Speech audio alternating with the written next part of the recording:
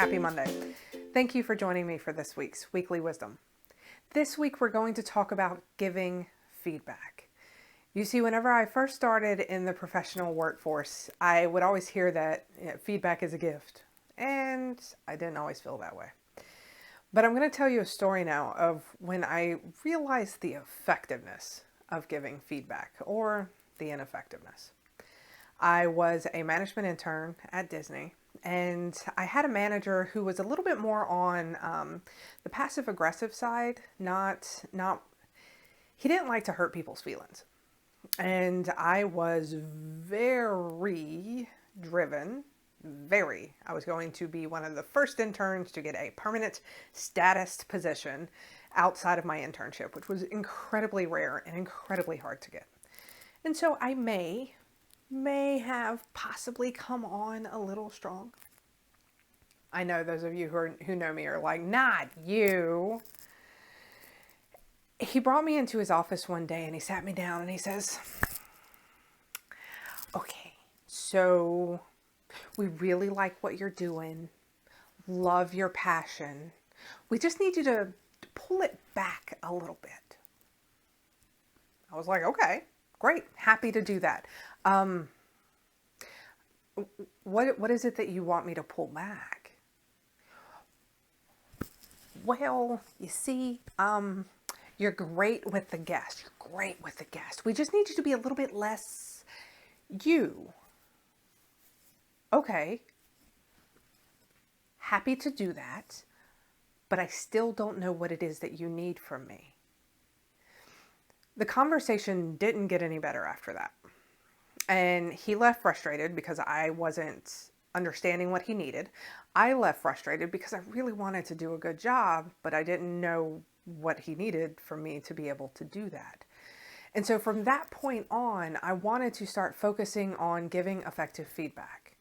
And so today we're going to talk about 3 steps that you need to be able to give effective feedback. So the first step is you have to make sure if you're giving feedback, you're in the right space.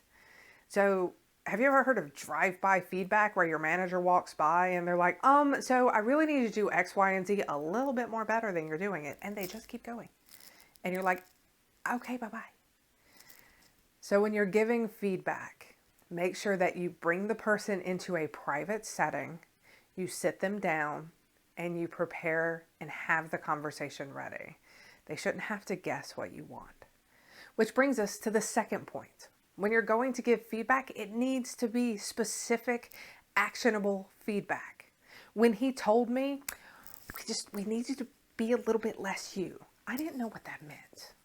What he could have told me was, sometimes you can come across as arrogant when you're correcting your peers in front of their superiors. You don't need to be a know-it-all. Sometimes you just need to listen and observe. You've been here for a week. Maybe that wouldn't have been as nice, but I would have known what he needed from me at the time. So have it written down. Have specific things that you want from them. If they are doing X, so say you have somebody who's always coming in late. 1, ask the question if they need anything, if everything's okay, but then 2, let them know you are scheduled for a specific time. We need you to be here at that specific time. Tell them what they're doing. Tell them what you expect from them. And then offer assistance. Is there any way that we can help you with this? Talk to me. What's going on? Give them specific feedback. They may not like it in the moment, but they will appreciate knowing what they have to do a good job. And this brings us to our third point. And this is something that I'm pretty passionate about. When you're giving somebody feedback, especially if it's constructive feedback, don't expect them to thank you in that moment. You will have some people, like I actually do crave feedback. I love feedback. Even if it's constructive, I may not appreciate it in the moment, but I do appreciate the fact that somebody's giving it to me. But allow the person to feel their feels. The last time I got feedback, it caught me off guard. I wasn't prepared for it. I'll admit I may have cried, but I also thanked my leader for bringing it to my attention. Because giving feedback is a challenging situation. If you've given feedback, then you know. But receiving feedback is also challenging as well. New managers will come to me and say, I don't like giving feedback because their body language shuts down, they get mad, sometimes they cry, and I don't like that. Okay, boo-boo, but it's not about you. It's about them. Your job is to help them be better.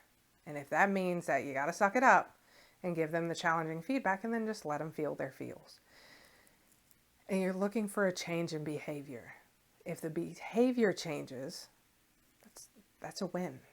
So let them feel their feels in your office. If they cry, if they get upset, as long as they're professional and respectful, they don't yell at you, they don't call you names, let them feel their feels.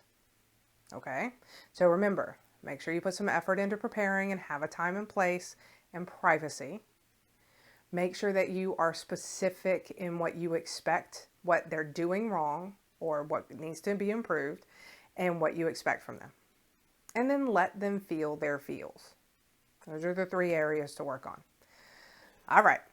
Thank you very much for joining me for this week's Weekly Wisdom. Don't forget to leave what you learned in the comments. And oh yeah, we're getting pretty close. If you don't mind, if you could subscribe to my YouTube channel, it would be greatly appreciated. Have a wonderful week. And you got this.